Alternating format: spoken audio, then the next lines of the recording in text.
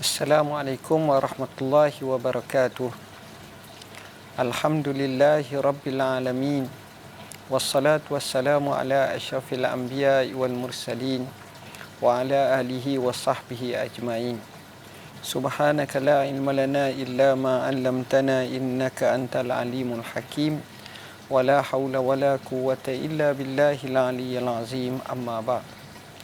Sidang penonton yang dirahmati Allah, salah satu ilmu yang cukup baik untuk kita fahami adalah ilmu tasawuf. Ilmu tasawuf ini sebenarnya satu ilmu yang amat penting dan diperlukan dalam kehidupan manusia.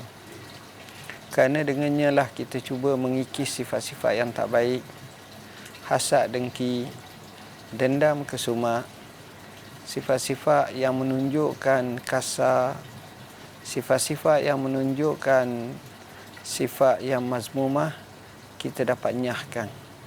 Kita masuk pula ke dalam hati kita segala sifat-sifat yang mahmudah. Justru pada kali ini kita mulakan semula mengambil semangat Ramadan untuk membincangkan kitab tasawuf hikam yang telah kami terjemahkannya dan telah syarahkannya. Hikmah yang kelima, kesungguhan dan pengabaianmu. Qala al-musannifu rahimahullahu ta'ala wa nafa'ana wa bikum amin. Ijtihaduka fima dhamina laka wa taqsiruka fima tuliba minka dalilun ala intimasil basirati minka. Kesungguhan kamu pada perkara yang telah dijamin bagimu dan kecuaianmu pada perkara yang dituntut daripadamu menunjukkan ketiadaan yakinmu dan hapusnya mata hatimu.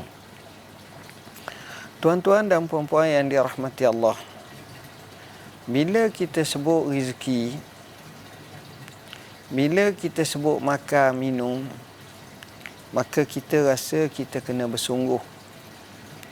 Kenapa? Kerana dengan sebab kita bersungguh, kita akan dapat. Benar sekali. Tapi masalahnya bersungguh sehingga mengabaikan kewajipan yang Allah perintahkan.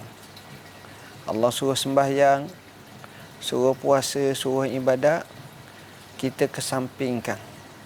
Kita hanya memikirkan kesungguhan untuk nak dapat. Hal ini bertentangan dengan apa yang Allah firmankan. Wa ma min dabbatin fil ardi illa 'ala Allahi rizquha. Tidak ada binatang yang melata atas muka bumi ini melainkan yang bagi rezeki Allah. Kadang-kadang bila kita kaji, kita tengok rezeki ini luar biasa. Dia bukan mesti kuat baru dapat rezeki, gagah baru dapat rezeki, kaya ataupun kita kata berpangkat besar baru dapat rezeki, orang tua baru dapat rezeki, kanak-kanak tak. Sehingga Imam Syafi'i menyatakan laukana rizqu ya'ti bi quwwatin ma akalal usfur syai'an ma'an nisri. Kalaulah rezeki itu berdasarkan kekuatan, sudah barang tentu burung ciak tak akan dapat makan nak banding dengan burung helang. Dia raja angkasa. Jadi rezeki sebenarnya adalah milik Allah. Allah boleh bagi kepada sesiapa pun. Allah boleh bagi rezeki dan Allah jamin. Kerana itu tuan-tuan, kita tengok ada orang ahli tasawuf, kerjanya buat batu nisan. Satu hari dia terpukul batu tu menyebabkan pecah terbelah. Menakjubkan dalam batu tu ada lubang sikit, gelonggong, nampak ulat. Dan dia tengok ulat tu segar. Dia mikir seorang. Antara pemikirannya, macam mana ulat ni boleh hidup dalam batu? Siapa yang merezekikan ulat tersebut?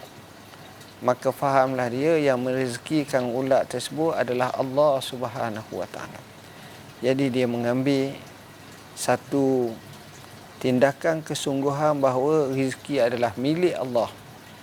Dia tak goyah, dia yakin kepada Allah, di samping tidak menafikan asbab untuk ikhtiar. Di sini cara seperti ini barulah kita benar. Ahli tasawuf dalam hidup, dia bukan nak baik, tapi dia nak jadi lebih baik.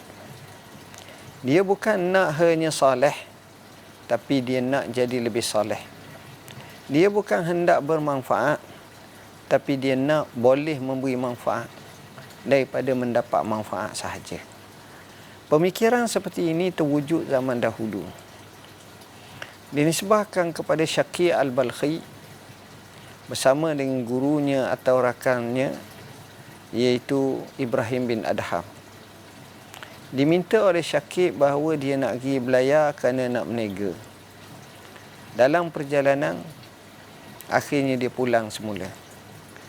Lalu ditanya kepadanya oleh gurunya Ibrahim bin Adham, kenapa kamu pulang? Kata dia, dalam perjalanan ada kata dia tengok kucing tua yang buta dan kucing muda. Kucing tua yang buta ni tak ada makanan, kucing muda yang tak buta ni bagi makan. Ada kata burung. Lalu kata dia, kalaulah binatang yang buta sekalipun, uzur sekalipun Allah bagi rezeki, sementara kita yang kuat beribadat, sudah tentu Allah akan bagi rezeki lagi.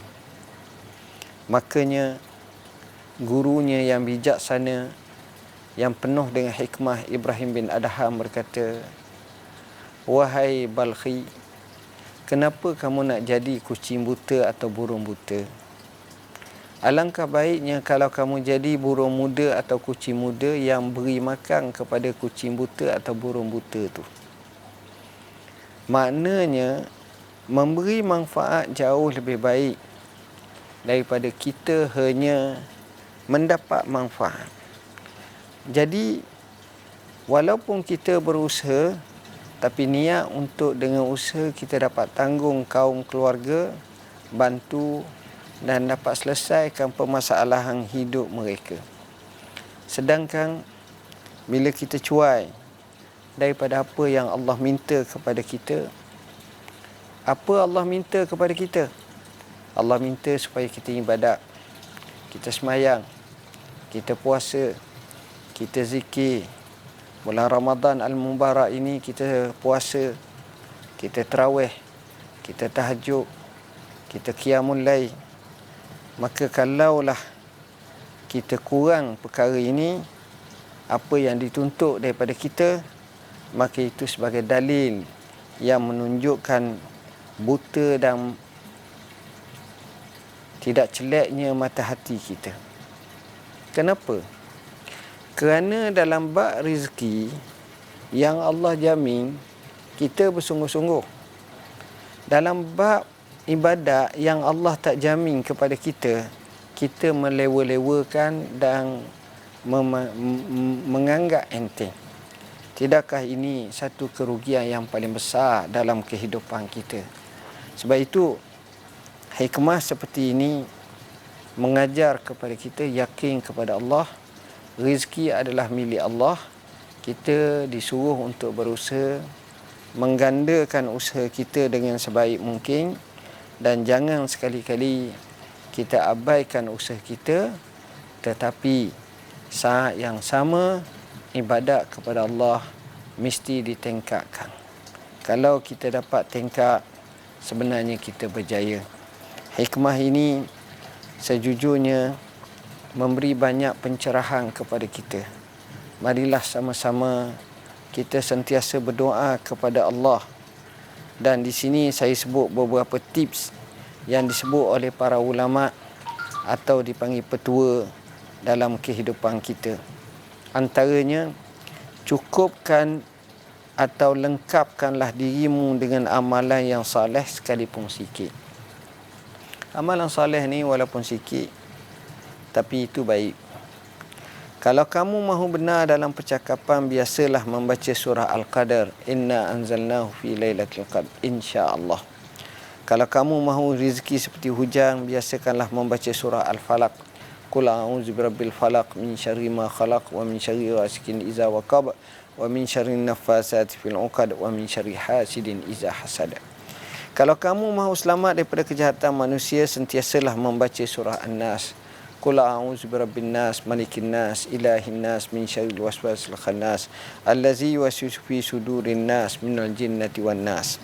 Kalau kamu mahu melepaskan dirimu daripada kesusahan serta kesempitan dengan jalan keluar dan dikurniakan rezeki tanpa disangka-sangka, sentiasalah beristighfar.